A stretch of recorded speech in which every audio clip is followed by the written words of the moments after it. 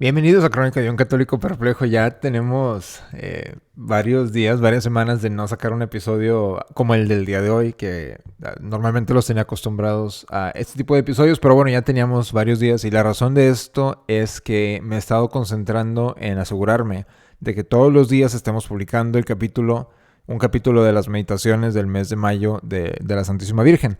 ¿Por qué? Porque bueno, vimos hace varias semanas que el Papa Francisco sale y dice María no es corredentora. Y ya lo había dicho también en otras ocasiones. Él dice María, la Virgen María no es corredentora. Otra cosa que vimos fue que cuando en la carta en la que declara el año de San José, que es este año 2021, si nos vamos a esa carta y la leemos, yo la leí, claro, en esa carta no se le menciona ni una sola vez a la Virgen como la Virgen María o María Santísima, etcétera, etcétera. En todas las ocasiones que se menciona el nombre de María, se dice solamente María. Cuando estudiamos la historia de la Reforma, de la Revolución, mejor dicho, protestante, vemos que cuando se quiere atacar la devoción de la Virgen María, se dice su nombre solamente así, solamente como María. Cuando los católicos, bueno, a mí me enseñaron de chico, creciendo, que a la Virgen siempre se le tiene que tener el mayor respeto posible. Entonces, normalmente un católico, cuando hablamos, decimos la Virgen María, la Virgencita, María Santísima, etcétera, etcétera. Y normalmente un protestante cuando habla se refiere a la Virgen diciendo solamente María. Que claro, puede que haya veces en las que estando en una plática se diga solamente María, pero lo normal como católicos es decir la Virgen o la Virgen María. ¿Por qué? Porque hacemos referencia a que María fue virgen antes, durante y después del nacimiento de nuestro Señor Jesucristo, mientras que los protestantes creen que María tuvo otros hijos y muchísimos otros tipos de blasfemias que ellos dicen. Los católicos creemos que la Virgen fue virgen antes, durante y después. Durante el nacimiento de nuestro Señor y después, porque los catecismos tradicionales nos enseñan que la Virgen, que la Virgen dio luz a nuestro Señor como la luz pasa por un vidrio, por una ventana. Cuando la luz pasa, no quiebra el vidrio. Pasa solamente la luz, ¿verdad? Así como viene. Que claro, existe el fenómeno físico que nos da la explicación a esto. No lo conozco, por eso no se los doy. Pero a final de cuentas, cuando nació nuestro Señor, todos los padres de la iglesia, todos nos dicen que Nuestra Señora permaneció virgen. Entonces vemos que hoy en día esto se está atacando. Vemos que el Papa Francisco, al no hacer mención de ninguna ocasión en esa carta a la Virgen María, solamente María, María, María, pues se le va despreciando un poco el título de ella, que es de Virgen. Entonces por eso es que estoy haciendo la serie del mes de mayo, del mes de la Santísima Virgen, porque a mí en otros años esas meditaciones me ayudaron mucho a aprender acerca de la Virgen. Entonces por eso que actualmente no creo que estén en español, por cierto, en internet esas meditaciones. Entonces son meditaciones que están encontrando prácticamente exclusivamente en este canal. No las he puesto todas en YouTube porque la verdad me toma demasiado trabajo producir los videos de YouTube para subir videos tan cortos. Entonces todos los capítulos están en el formato de podcast. Si nos escuchan en YouTube, váyanse al podcast y aunque ya se va a acabar el mes, se pueden ir desde el primer capítulo escuchando todos porque la mayoría de los episodios duran como 2 minutos. Pero esta es la razón por la que estoy haciendo este proyecto. Entonces por eso me estoy enfocando más en publicar diariamente todos esos episodios para que pueda salir uno al día y para así no quedarles mal y para poder terminar el mes de mayo con una meditación al día de todos los días. Pero es por eso, porque la devoción a la Santísima Virgen, nos enseñan los grandes santos, es necesaria para la salvación. Entonces, al estarse atacando esa devoción, incluso dentro de la iglesia, pues nos la ponen más difícil a nuestra propia salvación. Por eso lo estoy haciendo. Hay que aprender de la Virgen. Hay muchísimos libros por santos, etcétera, que nos hablan de la Virgen, que se los recomiendo. Lectura espiritual siempre es buena. Pero bueno, comenzamos ya con el tema del día de hoy. El tema del día de hoy es que hace como 2 semanas más o menos, el Papa Francisco anunció la institución del Ministerio del Catequista. Ya habíamos visto hace varios meses que el Papa Francisco permitió que las mujeres puedan ser instituidas acólitas y lectoras. Claro, estos roles a las mujeres ya se les había permitido desde hace mucho tiempo. Juan Pablo II fue el primer papa que aprobó que las niñas puedan ser monaguillas en misa, en las funciones litúrgicas, que esto es, claro, inédito, jamás se había probado en toda la historia de la iglesia. De hecho, tiene una San Juan Newman. En otra de sus meditaciones habla de cómo solamente los hombres asisten en el santo sacrificio, que es la liturgia, que es la misa, y sus otras funciones litúrgicas. Pero Juan Pablo II aprueba que puede haber monaguillas, que las mujeres puedan servir en el altar. Y bueno, ya Francisco dice que ya hay una manera de hacer a las mujeres oficialmente, aunque ya eran lectoras. Claro, todos crecimos con mujeres leyendo las epístolas, etcétera, en misa. Ya hay formato que pueden ser instituidas oficialmente por los obispos en sus diócesis. Eso es lo que sucede. Ya eso pasó hace varios meses. Pero bueno, ahora se inventó un nuevo ministerio para hombres y para mujeres, que es el ministerio del catequista. Y para entender lo que significa esto, bueno, hay que irnos a la historia, ¿verdad? Les dejo en la descripción de este episodio los dos enlaces el enlace que me estoy usando para esta sección y también el que voy a usar para la sección siguiente de este mismo episodio. Antiguamente lo que era el ministerio era refiriéndose al sacerdote, ¿verdad? Por eso se le conoce en los libros tradicionales como el ministro del altar, ministro del culto, etc. El Papa Pablo VI, en su motu propio Ministeria Quaedam del 1972, cambia un poco el significado del término ministerio, porque reforma la disciplina de las órdenes menores, que antiguamente eran portero, lector, exorcista y acólito, ¿verdad? Y luego ya nos íbamos a subdiácono, diácono y sacerdote. Antiguamente, cuando una persona quería ser sacerdote, pasaba por esas órdenes menores. Primero era portero, y luego lector, luego exorcista, luego acólito, luego subdiácono, luego diácono y sacerdote. Son los 7 pasos. El sacerdote tiene todas las primeras 6. El diácono tiene tiene el diaconado más las primeras 5. Y así nos vamos. Al ir ascendiendo se retiene la función que se había quedado. Pero bueno, el Papa Pablo VI elimina estas órdenes menores, ¿verdad? Aunque, por decir, en sociedades como la Fraternidad de San Pedro, la Fraternidad Sacerdotal San Pío X, etcétera, mantienen estas tradiciones porque se consideran hoy en día como parte de la, entre comillas, forma extraordinaria, ¿verdad? Entonces se mantienen las órdenes tradicionales, pero ya en la iglesia en general ya no se ven. Ya normalmente no hay ningún obispo, aunque a menos que esté relacionado con estos grupos, que vaya a darle a un seminarista las órdenes menores. Bueno, la reforma de Pablo VI consistió en eliminar estas 4 funciones como parte del sacramento de la orden sacerdotal, y también incluyó se suprimió el subdiaconado y se reemplazaron estas por 2 ministerios, lector y acólito, que como lo mencioné, el Papa Francisco ya aprobó 100% que se les permitiera a las mujeres ser acólitas y lectoras, oficialmente, porque ya lo eran, pero ahora ya hay una por decir, ya se puede aplicar la liturgia de estas instituciones a mujeres también, que nunca se había permitido en la historia de la Iglesia Católica. Y claro, como tradicionalistas estamos en contra de que las mujeres participen en la liturgia de todas maneras, ¿verdad? Por eso yo personalmente, no les digo que hagan ustedes, pero yo personalmente, si de repente por cualquier razón, que no dudo que llegara a pasar, entro a una misa y veo a una mujer en el altar, me salgo. Punto. ¿Verdad? No, eso son cosas que no son católicas, no importa que el Papa las haya aprobado, no las podemos permitir como laicos, ¿verdad? Y bueno, estos 2 ministerios de lector y acólito corresponden a funciones en el altar. El término ministerio lo proporciona el Papa Pablo VI explícitamente, y ya se termina la expresión orden menor, y agrega inmediatamente que por lo tanto su coalición no debe llamarse ordenación, sino institución, ¿verdad? A estas nuevas que se reemplazan las órdenes menores que se habían usado desde tiempos de los apóstoles, las antiguas. Bueno, el nuevo y específico significado del ministerio designa una función estable, establecida en la Iglesia con el propósito bien definido, confiada a un laico de forma permanente. Cabe añadir que reservados a los hombres por Pablo VI, los ministerios fueron abiertos a las mujeres por Francisco, pero como lo menciono, ya se usaban de todas formas. Lo único que hizo Francisco fue darles que se pudiera dar esa institución formalmente, pero ya eran de facto permitidas en la iglesia desde el Papa Juan Pablo II. Entonces ya por eso va cambiando el significado del ministerio, y la razón por la que eso es importante, aunque parece un poco de historia aburrida, pero la razón por la que es importante es porque hay que estar atentos. Hay que estar atentos. Yo creo, en mi opinión, se nos vienen las mujeres diáconas. Es lo que va a seguir a esto. Pero bueno.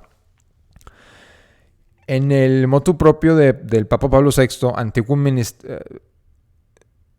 el motu propio del Papa Francisco, Antiquum Ministerium, la posibilidad de establecer nuevos ministerios ya estaba inscrita en el texto de Pablo VI. Por lo tanto, las mismas propiedades de los que ya existían las tiene este nuevo ministerio de catequista. Nos dice el artículo: es evidente que la Iglesia no esperó este motu propio para encomendar la tarea de catequista a los laicos, ni esperó a que el Concilio Vaticano II se diera cuenta de la importancia de esta función, como algunos hacen pensar. Y bueno, por lo tanto, por decir, yo de chico, pues a mí me enseñó el catecismo una mujer, ¿verdad? Entonces, a final de cuentas, lo que está haciendo el Papa Francisco es sencillamente hacerlo oficial, pero sí es una institución inventada, ¿verdad? Claro, es una novedad esto de tener una institución oficial para los catequistas. Bueno, pues al otorgar un título y una institución a una función que ya se ejerce, ¿por qué no? Pero la lógica interna de la creación de esos ministerios mencionada arriba es insidiosa y se basa en una visión distorsionada del sacerdocio, y es por esto que es importantísimo estar al tanto de esto. Los monaguillos que emplean las funciones de las órdenes menores de lector y acólito reciben una delegación ad hoc para cumplir una función que corresponde al clero. La institución de los ministerios de lector y acólito otorgó a los laicos de manera permanente el poder de reemplazar parcialmente al clero durante la misa. Esta es una distinción que nos dan en este artículo, que es clave. Cuando alguien va y sirve una misa tradicional, es solamente temporal, para el rato que dura la misa. No es nada permanente, pero estas instituciones nuevas ya son entre comillas, ministerios permanentes, y es donde está el peligro. Y bueno, ya se empieza a decir, bueno, pues ya tienen bueno, no son monaguillos, ¿verdad?, que de repente sirven las misas, pero no, ya tienen esta institución, bueno, pues pásarlas al diaconado, ¿no? Entonces, por falta de clero, por razones de idioma en diferentes países, los catequistas asisten al sacerdote. Es particularmente en los países de misiones, y pues reciben una delegación temporal del obispo a través del sacerdote para asociarse a la enseñanza de la iglesia. Eso sucede, ¿verdad? Ya ha sucedido que es algo temporal, ¿verdad? Un catequista, bueno, es catequista, pero temporalmente en lo que está ayudando al sacerdote, y solamente durante el tiempo que lo ayuda. Pero repito, esto ya lo hace permanente la institución del sacerdocio. Es algo que es muy diferente, y repito, nunca se había hecho con mujeres, ¿verdad? De una manera permanente. Es donde viene el problema. Como dijo Pablo VI, y como Francisco reitera refiriéndose a la Constitución Lumen Gentium del Concilio Vaticano II, es la distinción entre el sacerdocio común de los fieles y el sacerdocio ministerial o jerárquico la que lo persigue. La diferencia esencial entre el orden y el sacerdocio común está desapareciendo, efectivamente. Y este es el problema, ¿ok? Nos lo dice aquí en este artículo, nos da como el principal problema de esta nueva institución del catequista, que no es algo que siempre se ha hecho, que es temporal, pero ya es algo permanente. Es el problema. Se comparte el sacramento de la orden así progresivamente entre cleros y laicos, entre sacerdotes y fieles, a tal grado que las tendencias teológicas actuales exigen ahora un culto compartido entre esos dos sacerdocios. Entonces ya están dándole instituciones formales al sacerdocio del laico, ¿verdad? Entonces es donde vemos claramente que lo que es este nuevo orden que le han impuesto a la iglesia, que rige la iglesia hoy en día, y yo creo que por los años que le siguen, no tiene nada de espíritu católico. Es un espíritu que busca protestantizar la iglesia, de dar una imagen a la iglesia más protestante, más progresiva, diciendo, no, ya no tenemos la jerarquía, ya no nos rigen 100% los sacerdotes. Mira, ya somos liberales, admitimos que antiguamente estaba mal de que los sacerdotes pues dominaban la iglesia, pero ya es un proceso de inclusión, ¿verdad? Es algo sumamente peligroso. Y bueno, seguimos a la siguiente nota del día, ¿ok? Esto es algo que me impactó, pero quizá no me debió de haber impactado, la verdad, ya viendo todo lo que sucede. Bueno, vemos en este artículo que los protestantes comulgan en misas católicas en Alemania. En Alemania, en el país en el que ya habían los obispos aprobado la disque bendición de parejas, por decir, desordenadas, ¿verdad? De dos hombres o de ese tipo de parejas. Ya las habían aprobado, mientras que el Vaticano no dice nada. en Alemania habían implementado su proceso sinodal para hacer cambios a la iglesia, para incluir más a los laicos en los cambios de la iglesia. El Vaticano no dijo nada. Y no solamente no dijo nada el Vaticano, pero ahora se anunció un sínodo de sínodos. O sea, el Vaticano es increíble, porque había muchos antitradicionalistas que decían, no es que el Vaticano va a excomulgar a los alemanes. Pero ¿qué hace el Vaticano? No, lo contrario.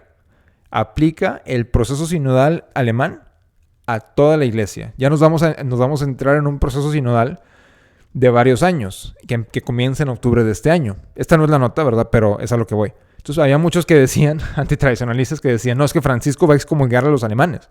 Y hace lo contrario. Aplica el sistema que ahora está permitiendo entre comillas, permitiendo a los alemanes bendecir a parejas desordenadas, lo está aplicando ese mismo proceso para la iglesia en general. Entonces, ¿qué viene? Por decir, en la carta que sacó la Congregación de la Doctrina de la Fe, dice que hay aspectos positivos en las relaciones desordenadas. ¿Qué aspectos positivos? Y me dicen algunos, no, pues es que es amistad. Pero no, o sea, imagínense que alguien que esté cometiendo adulterio le diga a su esposa, oye, mi amor, es que fíjate que hay aspectos positivos de esta relación adúltera.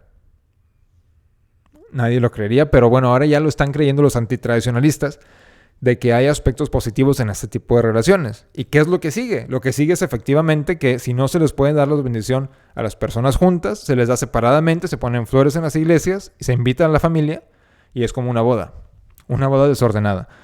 Aunque los alemanes ya están dando bendiciones a todos. Pero bueno, ya nos vamos de plano al artículo este. El día 16 de mayo, varios protestantes recibieron la Sagrada Comunión, bueno, lo que suponen que es la Sagrada Comunión, porque puede haber razones de dudar de que los sacerdotes y los obispos que están aprobando esas funciones litúrgicas tengan la fe católica. Y si no la tienen y quieren hacer algo que es en contra, en la misa, que va en contra de lo que es la doctrina católica, lo más probable es que sean inválidas, ¿verdad? Y podemos esperar que sean inválidas para que no se esté cometiendo el sacrilegio que parece que se está cometiendo. En esta ceremonia donde se les dio formó parte del tercer encuentro ecuménico en Alemania, y aparte se le sumó la predicación de homilías por parte de 12 mujeres en distintos lugares del país. Se incrementa la polémica suscitada por la recién bendición de parejas desordenadas por parte de sacerdotes o agentes pastorales católicos. La Agencia Católica en Alemania del Episcopado Alemán informa del tercer encuentro ecuménico concluido el sábado de la semana pasada, con 4 servicios litúrgicos en los que se dejó a la decisión de conciencia de los visitantes individuales si querían participar en la cena de otra denominación. O sea que se invita, y les dejo la nota el enlace a la nota completa en la descripción de este video. Se invita a protestantes y dicen vengan a recibir comunión. Y los católicos también pueden participar en los encuentros protestantes, en los servicios, y también pueden recibir sus comuniones, ¿verdad? Porque todos somos iguales. Y bueno, vemos aquí aún más y más y más, aunque ya no se puede creer que se pueda más, pero vemos los errores de la época posconciliar. ¿Por qué? ¿Por qué errores de la época posconciliar? Porque hay antitradicionalistas que ven esto y dicen, está mal. Que bueno, tienen razón, claro que está mal. Pero al mismo tiempo veneran a el santo más grande de la religión del nuevo orden mundial, que es Juan Pablo II. Juan Pablo II, en su carta Eclesia de Eucaristía, y lo pueden buscar, dice que a los protestantes se les puede dar la comunión si el ministro, el sacerdote, discierne que les puede ayudar a sus almas. Eso es lo que enseña Juan Pablo II. Entonces los alemanes sencillamente están utilizando las enseñanzas de Juan Pablo II. Pero al mismo tiempo, los antitradicionalistas creen que el Papa Francisco va a tomar acción en contra de los alemanes que sencillamente están aplicando las enseñanzas postconciliares. Y ahora hay unos que me dicen, no, es que dijo eso Juan Pablo II solamente en peligro de muerte. Bueno, para empezar, no es cierto. ¿Por qué? Porque si un protestante se está muriendo, llega un sacerdote católico, y el protestante dice, me arrepiento de mis errores protestantes, quiero la fe católica. En ese momento, estando cerca de la muerte, con un sacerdote, en ese momento el protestante deja de ser protestante y ya tiene el deseo de tener la fe católica explícitamente. Entonces ya en ese momento el sacerdote, si lo discierne, que este protestante quiere la fe católica, rechaza los errores protestantes y dice, quiero ser católico, bueno, al momento de morir se le puede dar la comunión, pero ya no sería protestante, ya sería católico. ¿Ok? Es la idea que no dice Juan Pablo II. Juan Pablo II sencillamente dice que todo protestante, si el ministro lo discierne, que está bien, que se puede recibir la Santa Comunión como protestantes. Entonces aquí vemos aún más que la religión del nuevo orden no tiene nada de católica y que esos alemanes están sencillamente usando las enseñanzas postconciliares, incluyendo las de Juan Pablo II, que muchísima gente aún venera, las están aplicando al 100% en Alemania. Y esto ya viene, bueno, me imagino que esto se está reportando en los medios, pero no me sorprendería que en otras partes ya se esté aplicando de todas maneras, sin ser necesariamente súper público. ¿Por qué? A mí me ha tocado estar presente en eventos en donde obispos católicos se quedan callados, en eventos ecuménicos, se quedan callados cuando un pastor protestante dice que la iglesia no es necesaria y el obispo católico se queda callado. Y de hecho en una ocasión yo le pregunté al obispo en un fórum ecuménico público con un musulmán, un judío y un pastor protestante presentes, le pregunté al obispo que representaba a los católicos en este evento que si la religión católica era la única religión de Dios y no me dio respuesta. Entonces, ya aquí vemos que cada día que pasa va lo que se cree que es la Iglesia Católica va más y más y más y más rumbo a la apostasía. Y por eso es importante saber tener estos conocimientos. ¿Por qué? Porque para empezar, ya vamos a empezar con las misas en las que se van a segregar a los que estén inyectados de los que no estén inyectados de la enfermedad esta que está sucediendo actualmente mundialmente.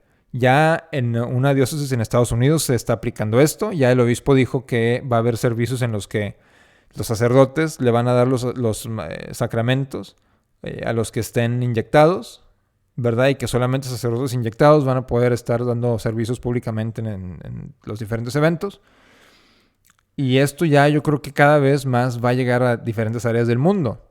Entonces hay que saber a qué sacerdotes estamos apoyando, a qué sacerdotes estamos apoyando con nuestro dinero y apoyar, si se puede, solamente a sacerdotes que ofrezcan la misa tradicional y que nos puedan dar la doctrina tradicional de la Iglesia Católica, no la doctrina del nuevo orden mundial. Que estas dosis que se están promulgando por todo el mundo de manera que resultaron de manera inmoral, promovidas por el Vaticano, que el Vaticano y los obispos dicen es que son malas, pero bueno, las podemos tomar, pero sin promoverlas mucho, pero ya vemos que se están desarrollando nuevas inyecciones para la misma enfermedad. Y el Vaticano callado, el Vaticano haciendo eventos, de hecho, invitando a médicos pro aborto, invitando a personas anticatólicas que no tienen nada que ver con la religión, invitándolos a cumbres en el Vaticano, virtuales, ¿verdad? Entonces vemos a dónde va y ningún obispo dice nada, por cierto, nadie dice nada.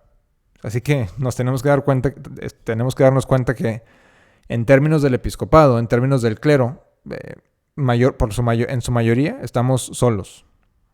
¿Ok? Entonces hay que mantener la fe católica, hay que ir a misa, hay que decirle sencillamente no a las misas estas nuevas, protestantes, decirles no porque queremos la fe católica auténtica, ¿verdad? Ya vemos que va la iglesia posconciliar rumbo a ordenar a mujeres diáconas con este sínodo de sínodos, ¿verdad? Quién sabe qué payasada se les vaya a ocurrir. Y con esta apostasía en Alemania de la que el Vaticano no dice nada. Entonces hay que estar atentos a eso, hay que conocer la fe, hay que leer el catecismo y hay que apoyar a buenos sacerdotes, es lo más importante. Pero bueno, así terminamos el programa del día de hoy. Lo que yo creo que voy a estar haciendo es tal vez haciendo programas un poco más largos como el día de hoy, como el de Fátima que publicamos hace como semana y media, para poderme meter de fondo más en estos temas, porque me gustaría más tener este formato un poco más largo, un poco donde puedo tocar más estos temas que son difíciles de tocar de manera muy abierta por la censoría en YouTube, etcétera, etcétera, pero que si me tomo el tiempo sí los puedo producir de manera que se puedan como quiera publicar en YouTube sin censura y para que puedan llegar a la mayor cantidad de gente posible. Si les recuerdo aviéntense. La verdad se la recomiendo. Les recomiendo la serie de las meditaciones de María, si no la han estado siguiendo, en nuestro formato de podcast. Y bueno, hay que, por favor, pónganle like a este video, compártanlo. Y díganme qué opinan de esta época de apostasía en la que vivimos. Hay que apoyar a clero bueno, a clero tradicional, no al modernismo. Y bueno, muchísimas gracias por escuchar. Recuerden, hay que rezar el rosario todos los días. Hay que estar en oración constante, aprender de la meditación, aprender de la oración mental. Porque no importa lo que esté sucediendo en la iglesia, siempre podemos ser santos. Nuestro Señor nos lo garantiza, que el que lo busca, lo va a encontrar. El que lo busca con corazón abierto va a encontrar a nuestro Señor. Entonces no hay que dejar que estos escándalos nos desconcentren en la vida espiritual. ¿Por qué?